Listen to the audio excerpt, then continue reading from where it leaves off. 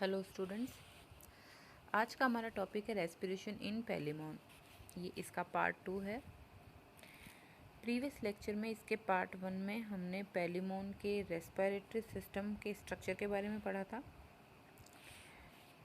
कि उसमें क्या क्या संरचनाएं पाई जाती है। आज हम इसके मैकेनिज्म के बारे में विस्तार से पढ़ेंगे।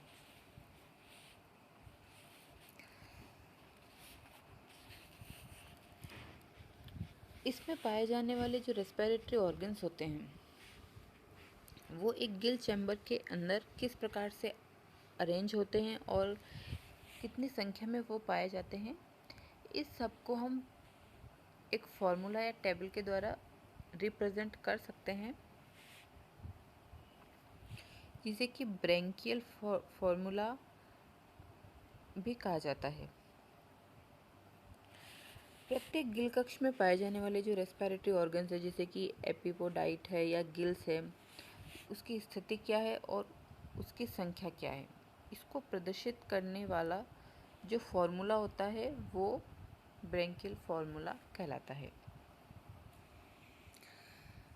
अब हम इसके गिल स्ट्रक्चर के बारे में पढ़ते हैं।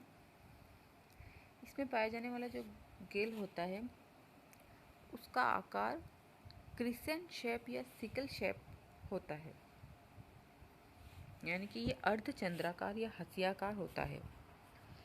The anterior gills are small but they are grow progressively in the north direction and each gill is slightly larger than the anterior।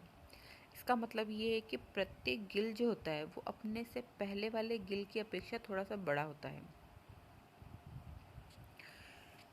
प्रत्येक गिल अपनी लंबाई के मध्य स्थान पर गिल रूट के द्वारा ये वक्ष भित्ति से जुड़ा हुआ रहता है और इस गिल रूट में से होकर नर्व्स और ब्लड वेसल्स गिल के अंदर की ओर और बाहर की तरफ जाती है। The gill is attached to the chest with a gill root present in a small centre. Through this root blood vessels and nerves go to the gills.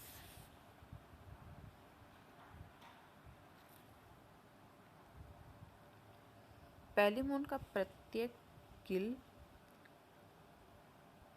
फाइलोब्रैंक कहलाता है, क्योंकि इसमें पत्ती की आकृति जैसी आयताकार गिल प्लेट्स पाई जाती है।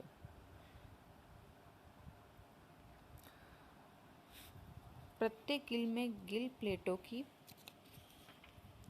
2 पंक्तियां पाई जाती है, जो कि पुस्तक के पन्नों की तरह व्यवस्थित रहती है।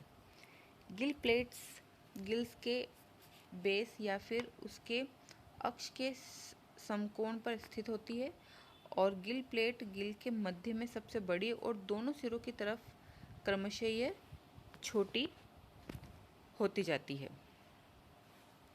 The gill plates in the middle are wide but progressively narrow at the both ends। Gill प्लेटों के दोनों पंक्तियों के मध्य में एक गहरी खांच पाई जाती है। Longitudinal groove are present।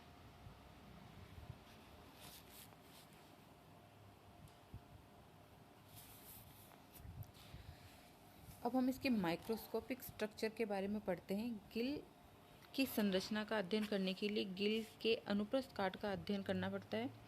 Gill का अनुप्रस्थ काट यदि हम देखते हैं तो उसे हमें पता लगता है कि गिल का आधार या अक्ष लगभग त्रिभुजाकार होता है और गिल आधार संयोजी उत्तक का बना होता है, जो कि एपिडर्मिस की एक परत से ढका रहता है। इसके बाहर की तरफ क्यूटिकल का स्तर पाया जाता है और प्रत्येक गिल प्लेट कोशिकाओं की एक परत से मिलकर बना होता है तथा बाहर की तरफ जो क्यूटिकल पाई जाती है इसमें, उससे ये ढका रहता है।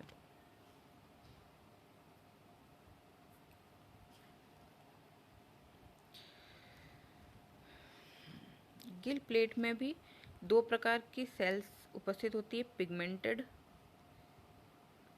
And transparent sales. ये कोशिकाएं एकांतर क्रम में पाई जाती है।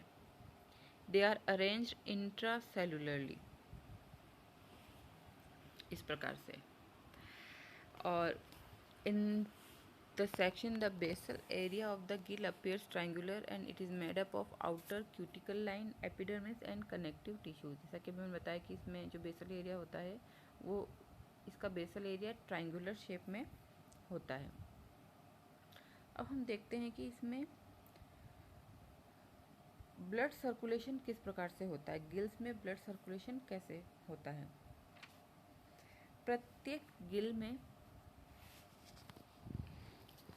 ब्लड सर्कुलेशन के लिए 3 लॉन्गिट्यूडिनल ब्लड वेसल्स पाई जाती है। इनमें से एक मीडियन लॉन्गिट्यूडिनल ब्लड चैनल और 2 लैटरल लॉन्गिट्यूडिनल ब्लड चैनल्स होती है। ये रुधिर वाहिनियाँ गिल के अक्ष में संपूर्ण लंबाई में फैली रहती है। पार्श्व अनुदैर्ध्य रुधिर वाहिकाएं यानी कि लैटरल लॉन्गिट्यूडिनल ब्लड वेसल्स आधार के दोनों पार्श्व के किनारों पर एक एक चलती है, जबकि जो मीडियन लॉन्गिट्यूडिनल ब्लड चैनल है ये गिल की मध्य खांच के नीचे आधार से लगाकर यानी कि बॉटम से लगाकर टॉप तक वहाँ पर चलती है। दोनों लैटरल लॉन्गिट्यूडिनल ब्लड चैनल बहुत ही छोटी छोटी ट्रांसवर्स कनेक्टिव के द्वारा आपस में जुड़ी रहती है।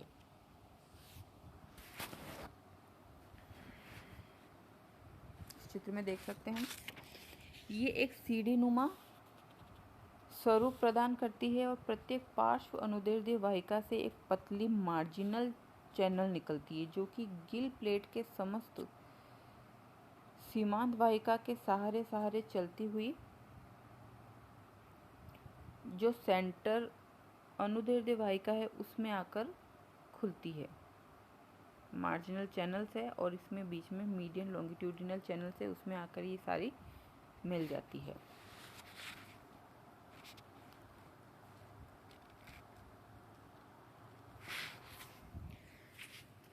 शरीर के विभिन्न भागों से एकत्र किया गया रक्त शुद्ध होने के लिए गिल्स में आता है और यहाँ जो अशुद्ध रक्त यानी कि जो डीऑक्सीजनेटेड ब्लड है वो एफरेंट ब्रैंकियल चैनल्स के द्वारा गिल्स में आता है।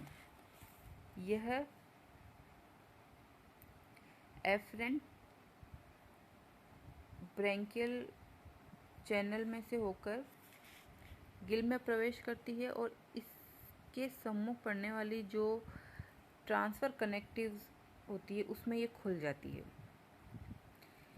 यह अशुद्ध रक्त दोनों पार्श्व की जो अनुदैर्ध्य वाहिका है उनमें से बहता हुआ ये मार्जिनल चैनल्स में चला जाता है और यहाँ ये जल से ऑक्सीजन ग्रहण करता है और कार्बन डाइऑक्साइड को मुक्त करता है। इस तरह से रक्त शुद्ध होता है। ये इसका पाथवे दिखाया गया है सर्कुलेशन का। यह शुद्ध रक्त इन सीमांत वाहिकाओं के यानी कि मार्जिनल जो चैनल्स हैं